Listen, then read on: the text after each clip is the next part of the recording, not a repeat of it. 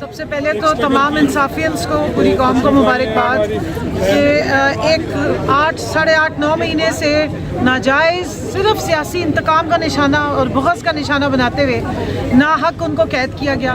میں یہ بتاتی چلوں کہ خان صاحب 3.5 سال وزیر اعظم رہے ہیں، سارا ٹائم یہی شور مچا ہوتا تھا، جی کوئی انگوٹھی لے لی ہے، کوئی کچھ لے لی ہے۔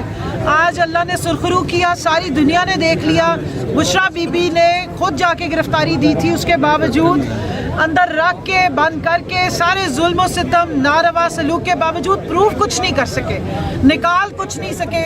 پہلے گھٹیا غلیظ عدت کیس بنا کے تماشا لگائی رکھا 3.5 مہینے تک، عدالتوں نے اپنی بے توقیری کی۔ اس کے بعد یہ توشہ خانہ پارٹ 2 کبھی آ جاتا ہے، کبھی القادر ٹرسٹ پارٹ 2، آخر میں نکلا کیا؟ سچ کا خدا ہے، حق کی جیت ہوتی ہے ہمیشہ۔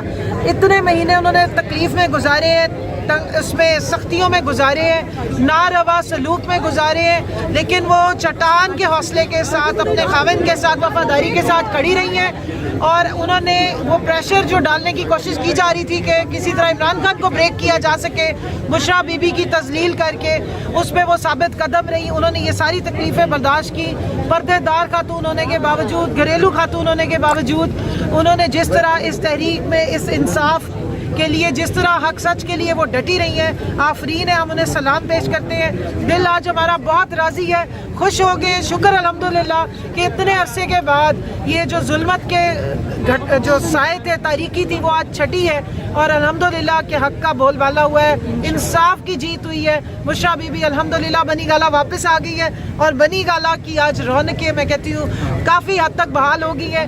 اب صرف امید ہے اور انتظار ہے اس گھڑی کا کہ جس دن ہمارے پیارے لیڈر عمران خان صاحب بنی گالا میں تشریف لائیں گے اور یہاں کی رونقیں واپس ہو رہی، ملک میں ایک جو یہ سیاسی بغض اور انتقام کا ماحول ہے، جو فسطائیت کا ماحول ہے، یہ ختم ہوگا اور انشاءاللہ ملک ترقی کرے۔ دیکھیں بشرا بی بی نے اپنی جو ایک ناحق سزا تھی اس کو پورے طریقے سے برداشت کیا ہے، انہوں نے کوئی دوڑے نہیں وہاں سے لگائی۔